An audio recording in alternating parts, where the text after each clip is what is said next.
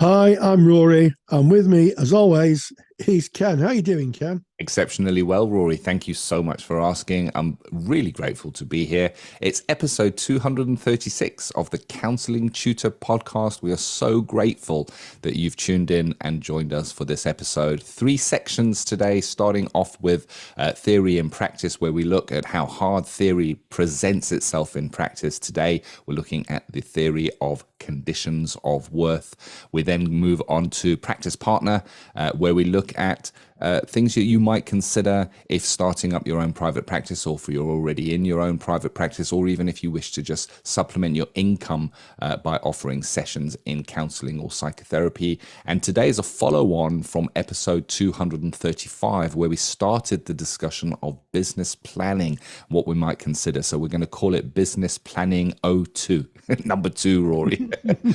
Really creative thinking there Yes. from my side.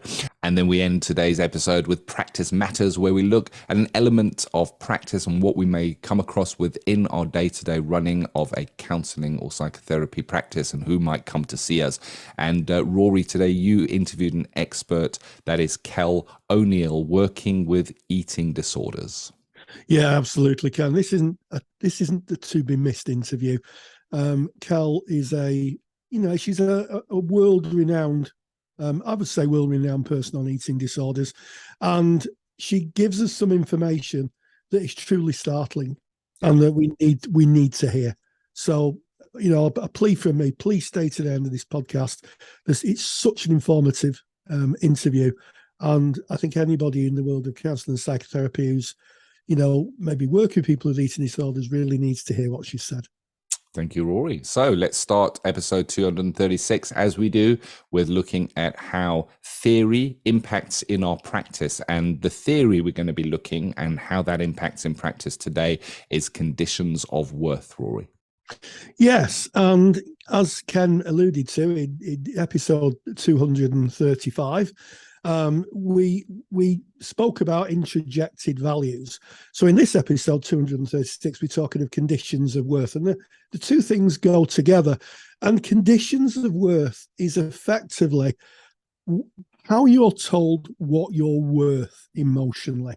And again, it really does speak to childhood experience.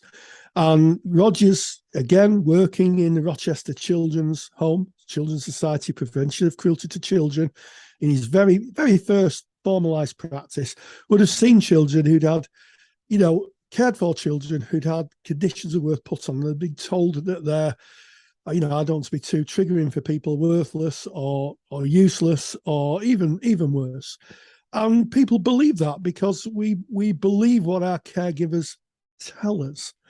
And I think that is something that comes up in the therapy room a lot.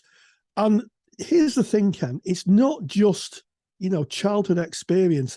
I've worked with plenty of adults who've had very bad relationships with partners who have taken away conditions of worth. They've been told hundreds of things that aren't true about them. They've been abused and gaslighted. And as a therapist, you work with this diminished self of a person who believes that they are who they are because of what other people have said to them and told them they are. And part of a therapist's work is to help that person find out who they are. And sometimes I think to call out those conditions of worth. I know in my practice, Ken, I've had people who've said, "Oh, I've been called stupid." And I would say, "Well, you're not stupid." I would call that out, because I think part of the therapist's work is to role model and sometimes do some what's called respectful reparenting, where you're giving that, as Rogers said, that soil of a different kind. You're helping to grow that person again in a more healthy way. And I think it comes down again to rebirth, to help them be reborn in the person they are, to shed off other people's views of them and to see those views for what they are, and to find that love for self. Yeah, I like it. Conditions of worth is an interesting one for me. So as a base theory, you've already described what that looks like, Rory, beautifully.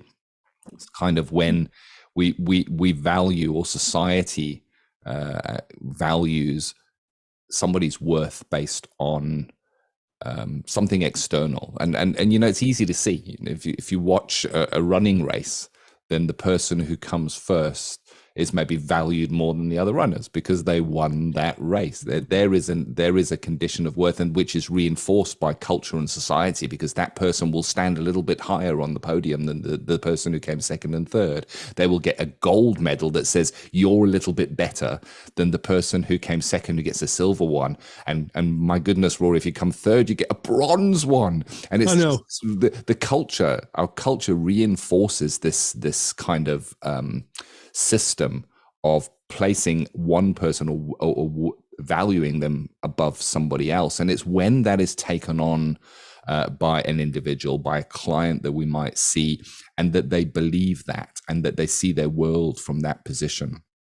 And it can be either side. So you spoke about a client who may come in and consider themselves stupid. And how can that happen? Well, they may get that message through their childhood. They may get it from their siblings. They may get it through their friends, and they take that on. And there is a condition of worth less than somebody else. I wish that I could spell like you. Maybe they have dyslexia. I wish I could spell. I wish I could construct sentences like you. I see you as being a little bit further ahead than I am, maybe worth more than I am. You get the praise from the teacher. But there's, of course, the other side of that. And that is maybe somebody who is a high achiever, maybe someone who is told, wow, you are academic. You have an academic mind. Maybe they get A's in their assignments. Maybe they get prizes at prize giving. They get to go up on stage. Maybe the teachers go, wow, you're a really hard worker. You're top of the class. Maybe their parents say, I'm so proud of you. You're doing so well in your academics. And this person might take that condition of worth. I am worth more when I am excelling, when I'm ahead of everybody else. That's when I get this praise. That's when I get all of the people crowding around me telling me that I'm okay, that I'm worth more.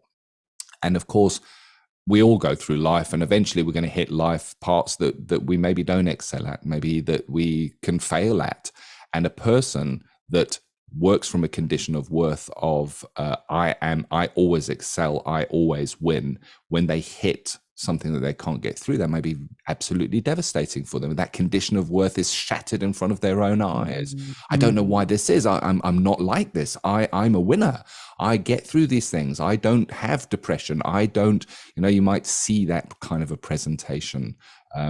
This is not who I am. I'm not like this, would indicate maybe there is a condition of worth that underlies there. Yeah, absolutely can. And I think you make a distinction between, he talks about people who are doing running. I mean, I'd say anybody who gets a bronze medal in the Olympics, he's going to be able to run a lot faster than I can, or ever could. And what a great achievement. And I think that people who do competitive sports understand the conditionality that there's a first, second, and third place. However, when we're looking at growing up as children, and I think you're hitting a really good point here, Ken. When you say to a child, you're really, really clever, what can happen? And it sounds like it's great, doesn't it? Oh, to tell kids you're clever, that's good. What can happen is they think, I'm really clever. And then when they find out they've got to struggle to do something, they may think, I don't know why I can't do this because I'm clever. And I think that I think it's about being realistic. And I always say to my grandchildren, and indeed my daughter, you've done that, that's really good, so what's next? What are you going to do next? Where's your curiosity going to take you? I think that's quite healthy. But I think in terms of therapy, we do meet clients who've been given very strong messages about who they are and their worth as a human being. This is what we're really talking about, their worth as a human being. And I have to say, I have worked with people who've been given messages that they're less than the dirt under someone's fingernail, to be quite brutal about it. And their self-esteem is so low. And part of the therapist work is to acknowledge that's how they feel, because that's their reality, but help them access a side of them where they do feel worthy and that they can develop themselves. And it's a mighty privileged position, I've got to say, Ken, to be that person that's holding someone in that state of, I don't know, dilapidation because of what other people have told them or done to them, and help them grow again. You know, we back to the soil of a different kind. It's like being a gentle gardener, helping that person flourish. And I guess the analogy is you could have a plant. Well, Roger's talked about it himself, didn't he? The potato, the malnourished potato in his potato bin only, didn't grow very well. And then he bought potatoes that had lots of light, supplements, water, and they grew. And he said everybody tries to grow, but their circumstances will hold it back. Part of therapy is to try to push back those introjected values and conditions, certainly the conditions of worth, help people see that they are a valuable human being, that they deserve to be here. They deserve their place in the universe. And mightily privileged work, and not easy with someone who believes they're less than. Yeah, and not easy in a world that kind of reinforces worth all the time. You know, when we're speaking about the Olympics, just getting into the Olympics, never mind standing on the podium is incredible. Getting into the qualifiers of the Olympics is incredible. It is the world that kind of, I guess it's where somebody might start living their life from that position of a condition of worth. But the manipulation is around us all the time.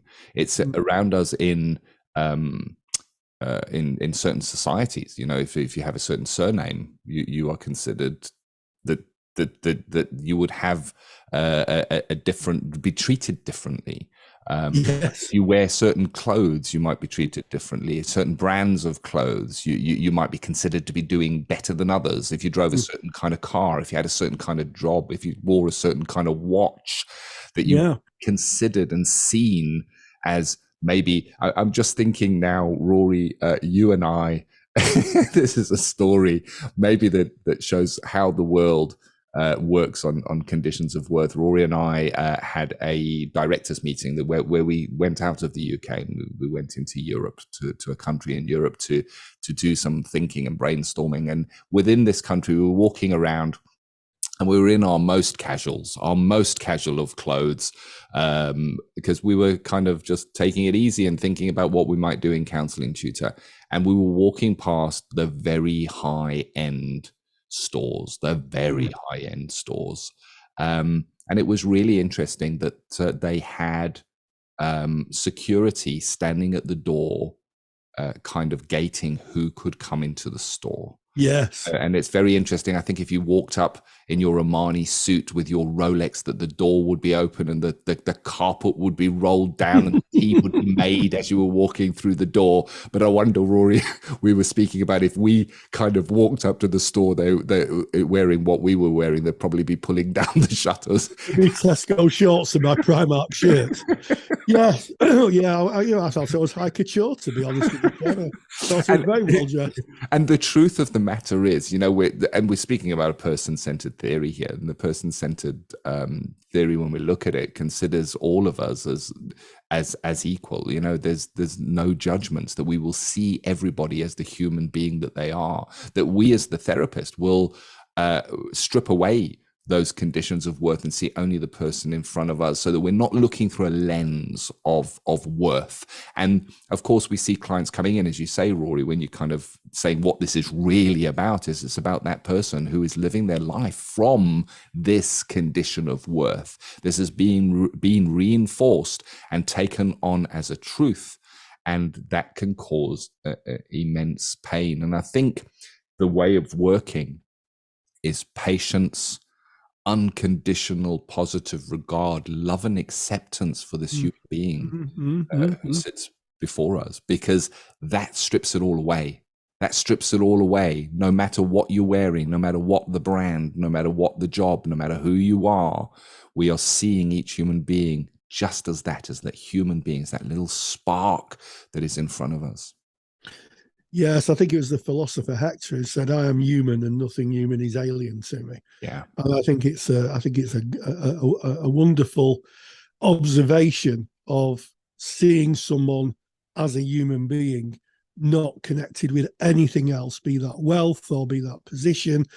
They're just another human being, and that's what I think therapists should do.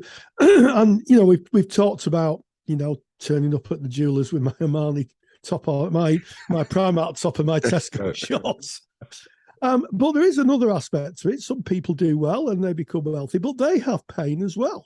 Yeah. And sometimes, I think that it's easy to dismiss that and say, well, you're all right, you've got loads of money, but emotional pain, loss, bereavement, self-esteem, it transcends the kind of wealth and status because it's a human condition. The clue is the word human. So I think we have to be thoughtful that human pain is universal, and conditions of worth, cut two ways. I've known people who've been lovely people who just happen to be quite wealthy, and they've come in for quite a lot of stick. The blame of the world lands on their shoulders because they just happen to have done well in life. But I think from a therapeutic, we talk about theory and practice. You're absolutely right, Ken. It's meeting the client where they are, meeting them as a human being, and also helping them see who they really are.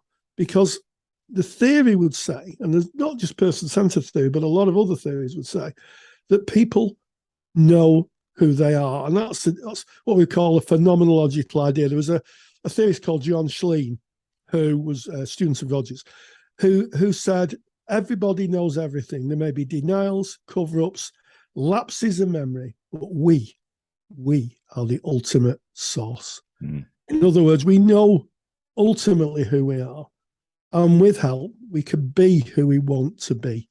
And that's the art of therapy. There's a lot of talk about science in therapy and research, but the art of the work lives in that reconstruction, regeneration of a person to be who they are, to live their lives by their own view of themselves, not others.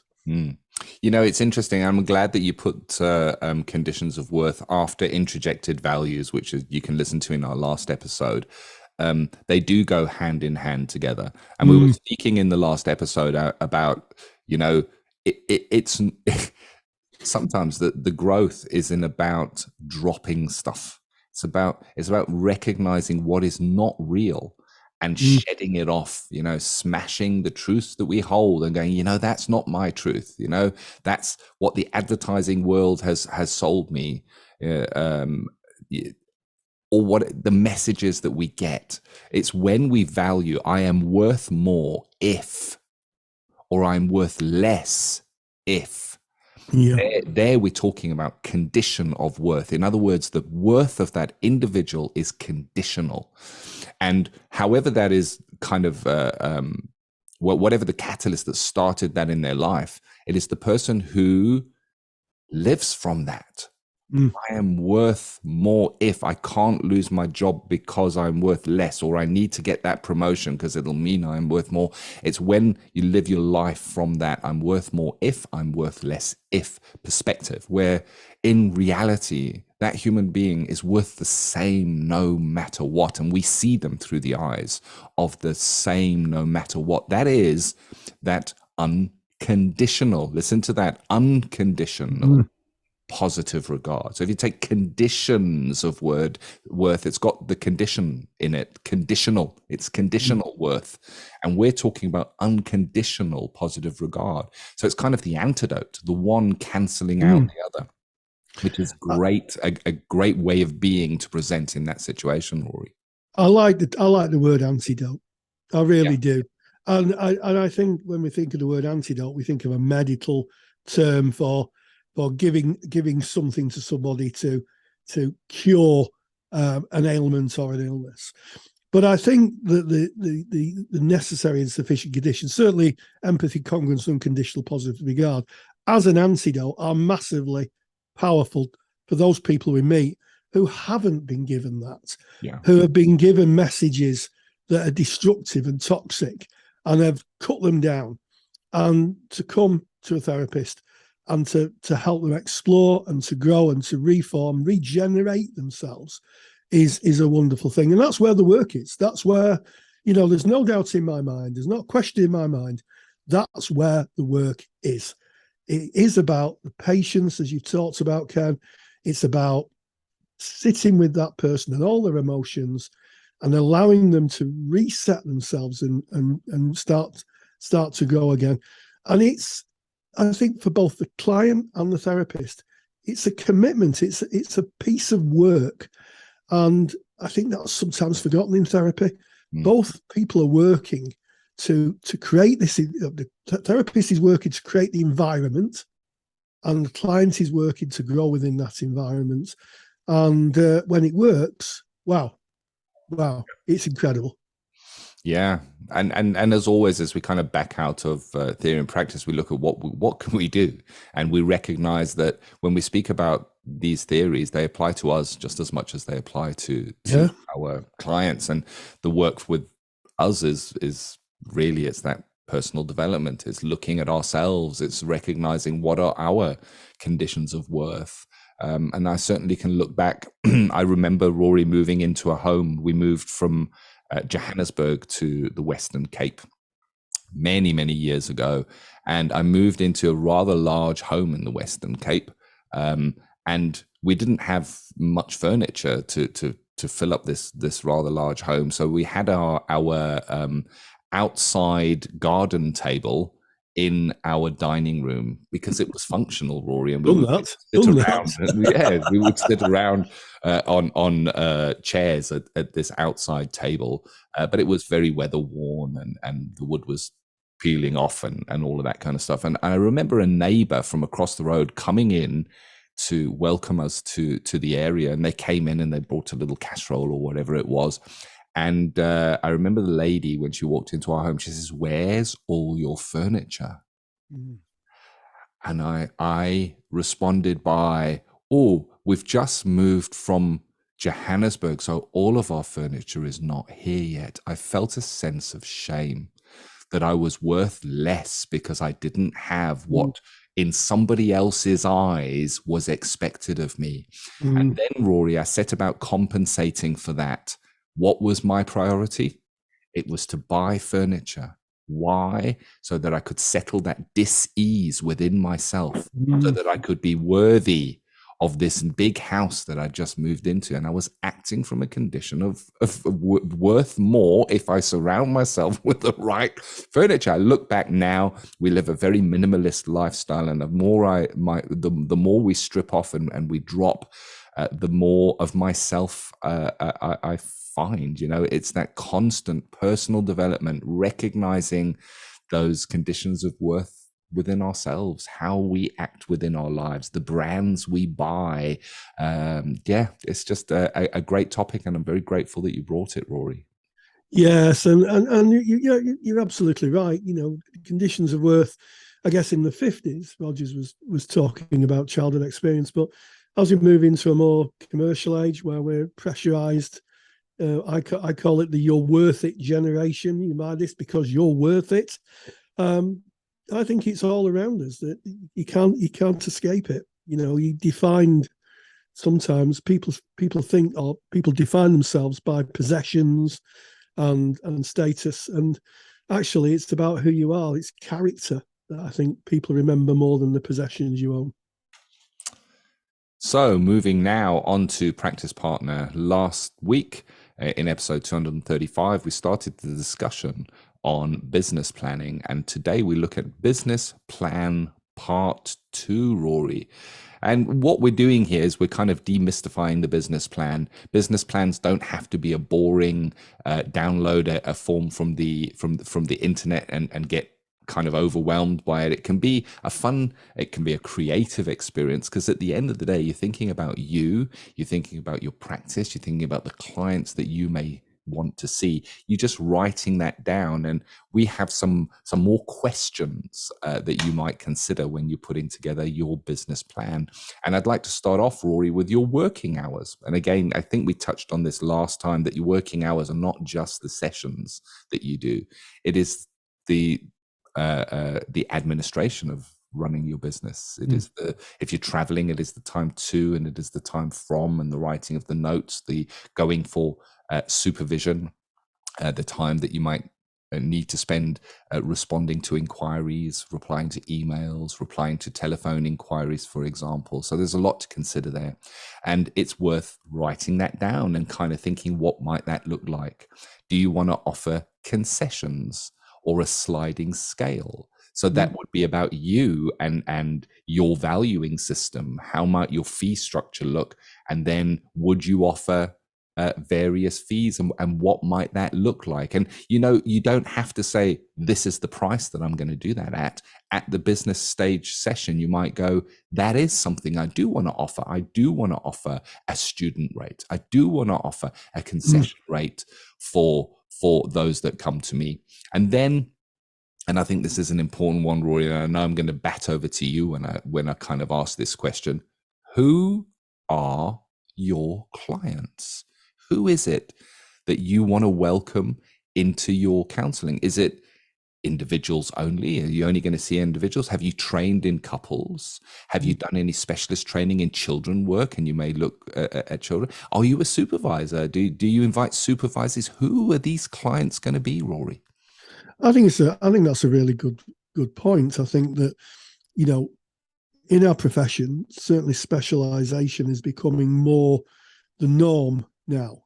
I see a lot of therapist websites that specialize in working with children, or working with couples, or working with trauma, or working with the LGBTQ plus community, or working with relationship issues, and I think that there's an expectation that if you offer that, you should be trained in it, or be competent in it. And it is sitting and wondering who your customers are, who you're going to aim your messaging at. And it struck me the other day that there's a kind of a wide range of people who will pay. And I myself and my wife went out for a nice lunch in Cheshire. We parked up in this. Cheshire is quite an affluent area near where I live in the north of England, for those maybe listening in the world. And we went and had a nice lunch. And I noticed there was hosts of expensive cars. I mean, there was Bentleys and Porsches and Ferraris, and and I thought, well, maybe if I was setting up a practice here, I may charge more because people are clearly more wealthy. Yeah. And that would be fine. And in fact, I have a colleague whose fees are in the hundreds of pounds an hour, and her clients are happy to pay that. That's the key thing. As they would be happy to buy a £100,000 sports car, they're happy to pay £100 an hour for therapy.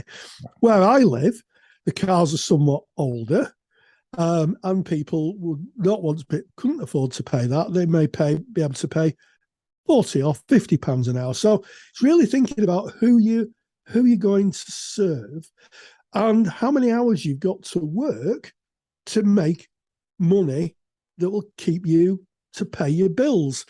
And one of the things that I found out the hard way, Ken, was that I set my fees up, and I thought, this is great. So I've got my fees set up, great. Clients were happy, I was happy. And it was only when I was driving back from my practice, I realised I was actually working for half price, because I was charging a fee per hour, but it took me half an hour to get to my practice and half an hour to drive home. Now, that's fine if I had clients back to back, if I booked 6 clients. Therefore, that travelling time would be minimised by a factor of 6. But if I had one client, it effectively meant that I was working for half price. I'd spend an hour with the client, half an hour travelling, half an hour coming back. It was about 20 minutes, and then the time I'd use to fill my notes in. And you have to think about that, because at the end of the week, you've got your working hours, the money you've earned, and you think, well, has those hours actually equated to the money I've earned? And if you think about it, if you work for someone, if you're an employer, you would be expected to be paid for the hours that you work.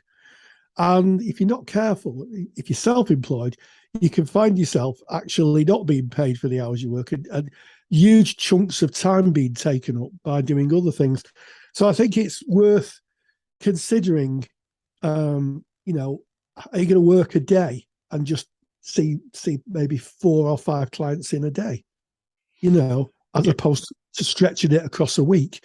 All these things need to be taken into consideration, because at the end of the week, on that Friday, when you come and you look at the money you've made, and to pay your bills and to feed your family, you might think, well, I've worked all this week and I've only got this amount of money, Yeah. So, yeah, you need to be thoughtful of that, Ken, I think. I think you're 100% right there. And you need to be thoughtful of that during your business planning time. Mm. And you writing this down now from a position of safety, rather than this coming up as you're just kind of hoping this is going to go okay. You plan that, you look at what is the fee that you might need to charge, and how many clients am I going to need to see to be able to make it through. And then there's further questions. What are your thoughts about offering maybe a free initial consultation? Would that work for you? Would you need to have a cancellation policy? What happens if you've made that travel, or you've booked that time away and the person doesn't come? These are things, pop them in your business plan. I will offer a free 30-minute session to engage new clients. I will have a cancellation free. Put in all the service that you're going to offer. So if you have any specialisms, maybe hypnotherapy, mindfulness, coaching, whatever it may be, can you integrate them into your model? Are you going to be offering supervision? Will supervision fees differ from counseling fees? Lots to think about there. And then, of course, the $1 million question: where do you get your clients from? And you don't have to be specific. You don't have to be specific here, but have a think about it. Will it be for referrals? Will it be from, I don't know, maybe you'll do a day a week working at a medical center, with the understanding that maybe when people are referring through, that they were offered your paid service as well if they don't want to join the waiting list. What does that look like? Just an idea in your business plan. And of course, this is all balanced off about how much do you need to earn. So the business planning starts with you looking at your life, as you've already said, Rory, and going, you know what, I need so much to be able to get by. I'm going into this counseling business to supplement income. I'm going to do evenings only because I have a half-day job at X, and therefore I need to gain this much money from this practice. And it just gives you something to map back to. Being self-employed means there's no sick pay. If you in full-time employment and you're off because you're ill, you generally getting paid for that. You need to look after your own insurances and national insurance payments. Sometimes there's no holiday pay when you take a vacation. These are all things to take into consideration when you're working out how much you need to earn, because these are hidden in full-time employment. You don't think about them until they're not there and you're running your own business. And this is not to frighten you away. It's to give you a realistic view, a balanced view of looking at what private practice may look like. And it's always best to plan it. And it's planning takes away the surprises that may come. Absolutely, Ken. And I think there's no better way to plan than talking to someone who's already in practice, or a number of people are already in practice. And the best way to do that, if you wanted to get a sense of what it's like to work in private practice, is to join our Facebook group. And if you go to Facebook, type in Counselling Tutor, it's all one word, knock on the door, we're a closed group, we'll let you in. And there's thousands and thousands of people in the world of counselling and psychotherapy. There's a lot of students, there's a lot of qualified colleagues who are in private practice, or maybe share their time between being self-employed and working for an agency. And just ask those questions, and I'll give you the answers. And I'll pick up on things like, planning for the times where you won't have any clients, Christmas, Yeah. holiday seasons. And, what do you do at Christmas? Well, in my first year as a private practitioner, effectively come the end of November, that was it. It was just, the phone didn't ring. Clients said they'd see me after Christmas, and that was it. And luckily enough, I'd done enough research to understand that was the case. And it was interesting because I worked at a practice where there was a CBT therapist that I spoke to, and there's a couple of other different forms of therapists that they offered, different, more holistic approaches to things. And they all said that, come the end of November, it was quiet. And then come middle of January, the phone rang off the hook. So, you have to plan for that. And I think just, partnering up or talking to someone who's already in private practice gives you a really good indication. And it's going to vary from area to area. Yeah. It may be in my area that was the case. It may be in another area it wasn't. And of course, there's the online piece, working online. If you work online, then a lot of your costs are going to be lower. So, you don't have to hire a room, but you do need to put your money into equipment and technology. Yeah. So there's so much to think about. Setting up online isn't just a case of buying a computer and having the plant pot in the back. You need to make sure your internet connection's quick enough. You need to make sure your sound's quick enough, that your picture is appealing, that your clients can see you. And there's no distractions in the background, and it's reliable and it works every time. So there's so much to think about, Ken, isn't there? It's that's why it's called business planning, I guess. It is, yeah. And there's so much more to business planning. We're going to leave it there, but we could go on for a really long time. I'll share again that Counselling Tutor is in the process of building out a short course on going into private practice, and we'll share more details with you when that becomes available. But for today, we're going to leave it there with a practice partner, because we need to get on to practice matters, Rory. Why? Because practice does matter, doesn't it? And this is the section where we look at what we may come across in practice. I know a lot of you are hanging on for today's section, because Rory at the top of the podcast did say the importance of today's topic. It's Kel O'Neill, working with eating disorders, Rory. Yes, and for those who have stuck with us, thank you so much, and you're not going to be disappointed. Kel O'Neill is very well known, certainly here in the UK, as a authority on eating disorders. And she's recently made a lecture for our counsellor CPD library, our paid CPD resource on working with eating disorders. But in this interview, she outlines what eating disorders are and some really, really interesting facts about the impact of eating disorders. So I think without further ado, we'll go straight over to Kel and see what she has to say. And we welcome Kel O'Neill to the podcast. And I'm especially excited because Kel has produced a lecture for us, Exploring Eating Disorders, a complex field requiring specialised training. And that will appear at some point in our CPD library. And I guess it brings me to my first question, Kel, which we were talking about just off air before we recorded. It is a specialist field, isn't it, eating disorders? It's not one to go into without any training. No. And I guess we're in a difficult place in the field with that, because the specialist training is pretty limited at this point. But the reality of working with eating disorders is the risk is exceptionally high. So we, at least in my mind, we have to have some additional knowledge in order to be practicing safely, and therefore in order to be practicing ethically. Yes, absolutely. And you were saying before we actually pressed the record button that there's some quite alarming statistics about the cohort of clients that we may see with eating disorders, certainly around suicide and just general medical conditions. Yeah, so we know that specifically with anorexia nervosa, that has the highest mortality rate of all mental health conditions. And then eating disorders as an umbrella group does as well. And that's split between the medical risk and the risk of suicide. And even the risk of suicide is elevated in comparison to even maybe what we might consider terms that we would use in the like acute severe mental illness bracket, like schizophrenia. Eating disorder suicide rates are significantly higher than those.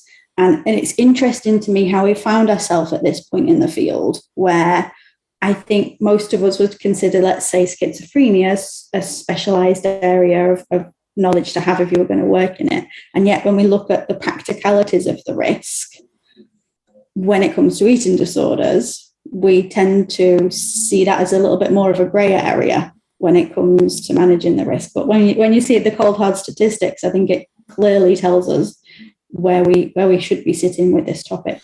Yes, absolutely. And I mean, I guess there's two schools of thought. One is that once you qualify as a counsellor, you can work with anything. And the other school of thought, which I have to say I fall to more and more as the years have gone on, is that certain presentations need an awareness at the very least, and in some cases, a more specialist approach. Do you think that's a reasonable synopsis? I suppose I sit somewhere on the fence in between the two of those, interestingly enough. So I absolutely believe that it's necessary in order to practice safely to have a pretty significant amount of knowledge of why eating disorders might present with high risk and what we can do about that and what additional considerations we need to take into our practice. So the guidelines around eating disorders suggest that the appropriate course of action is multidisciplinary working, which certainly for those of us in private practice wouldn't be typical when it comes to counselling work. But at the same time, I'm not necessarily suggesting, me personally, I'm not suggesting that all counsellors need, if they want to work with clients with eating disorders, need to go and do a specific program in this is a treatment model for clients with eating disorders, because there are set treatment models that are considered the gold standard. But my experience has been that sometimes the therapist with the right skills is not the person that's using that, let's say, standardized treatment model. So I guess I'm saying that people need the knowledge to practice safely and to understand why eating disorders are complex. And then there's space there to apply the skills and the knowledge they've already got as therapists. Yeah, I think that's interesting. Just hearing you kind of share your thinking on that. It strikes me that there is a wider debate within the therapeutic community. I'm going to name it as art versus science. The idea that traditionally therapy would have sat under the art. It was a creative, co-created relationship where there's more of an art view of it, if you like, as opposed to a scientific structured plan.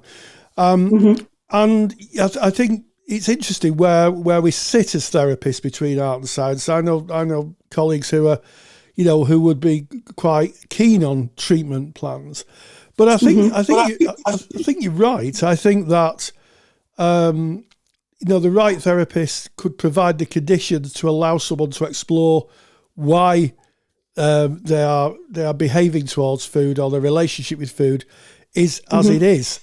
It is interesting. But what I'm hearing is some awareness would be useful and essential for anyone who's thinking of working with eating disorders.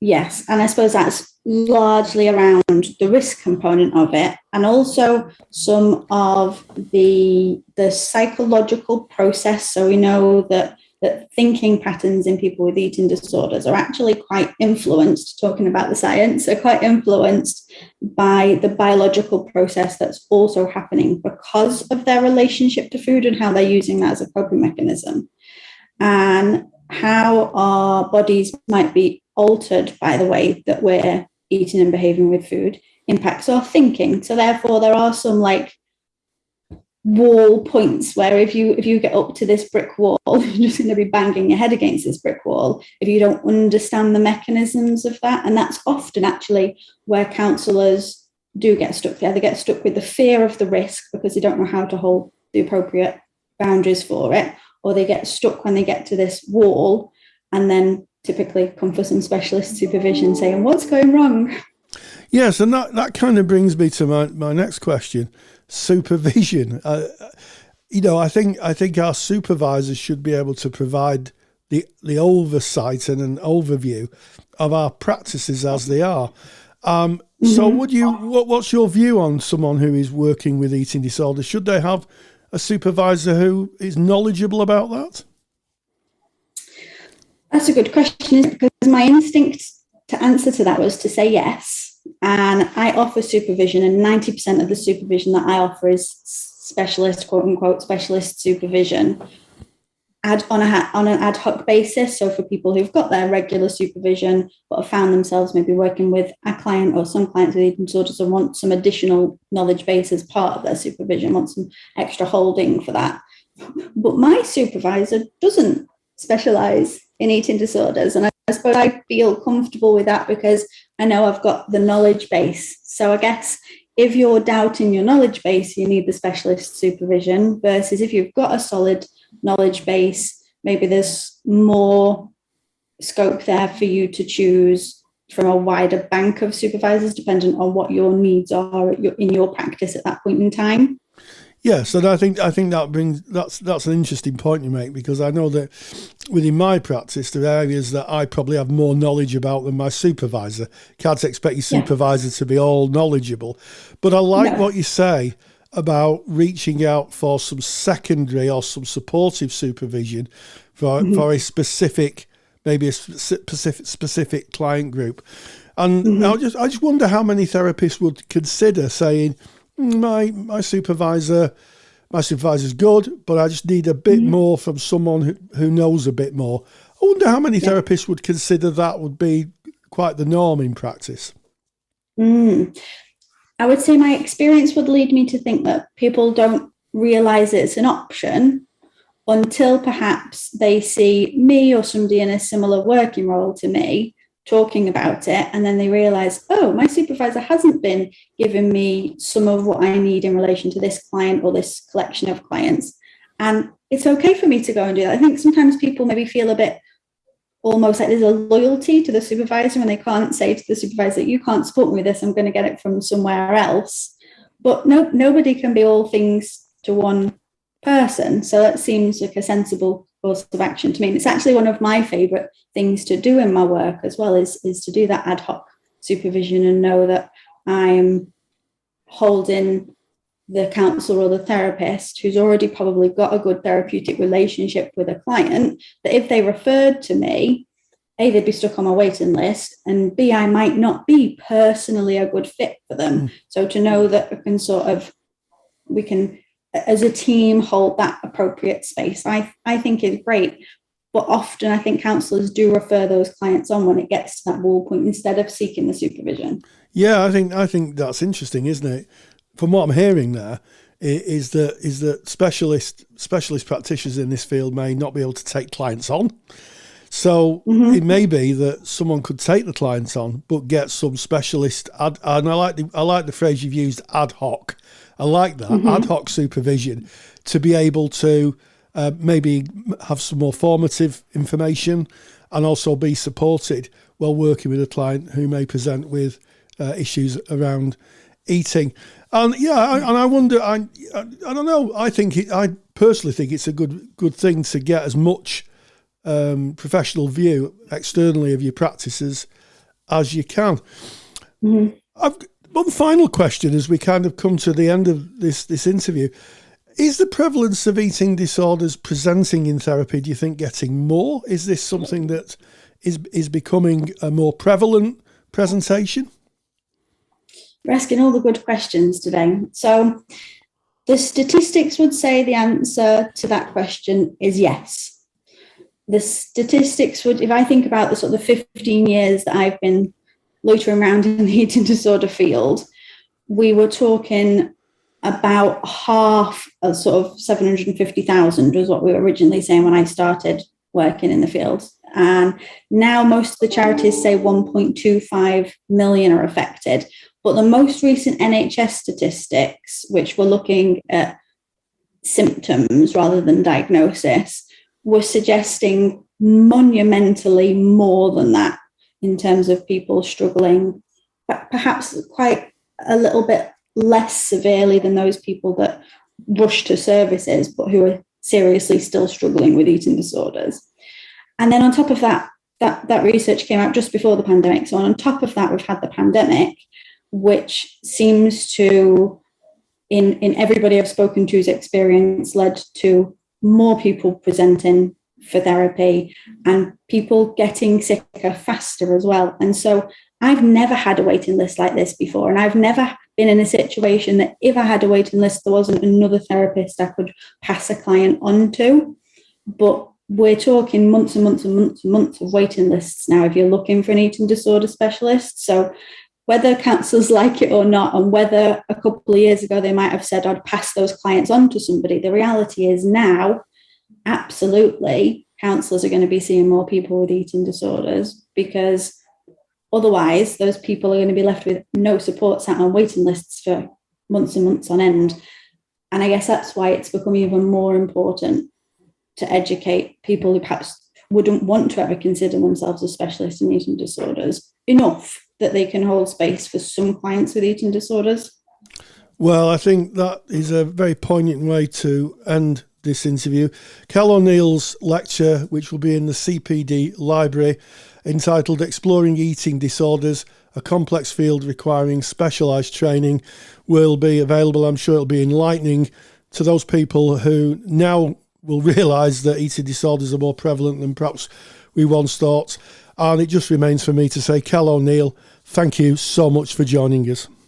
Massive thank you to Kel O'Neill for that really insightful talk. Thank you, Rory, for hosting that. And of course, if you want to hear more of what Kel has to say, there is an entire lecture, and you can get that in the Counsellor CPD library. And to find the Counsellor CPD library, go to counsellingtutor.com, and all the information is right there. If you're already a member of the Counsellor CPD library, just log in and that lecture is there and waiting for you. Rory, it has been episode 236 of the Counselling Tutor Podcast. It has, and we started off with theory in practice, and we talked about conditions of worth, a very important part of Carl Rogers' theory and a mightily important part of people's lives as we meet them in practice. And Ken and myself explored how that might present in the therapy room and also the wider context of conditions of worth. Then we went on to the practice partner session where we talked about business planning, our second part of business planning, and we talked about working out your hours, your fees, the practicalities of working for yourself, being a self-employed therapist. And finally, the much waited for interview with Kel O'Neill, talking about working with eating disorders, and a really good link to this fabulous lecture she's produced for the Counsellor CPD library. And as always, stay grounded and stay safe.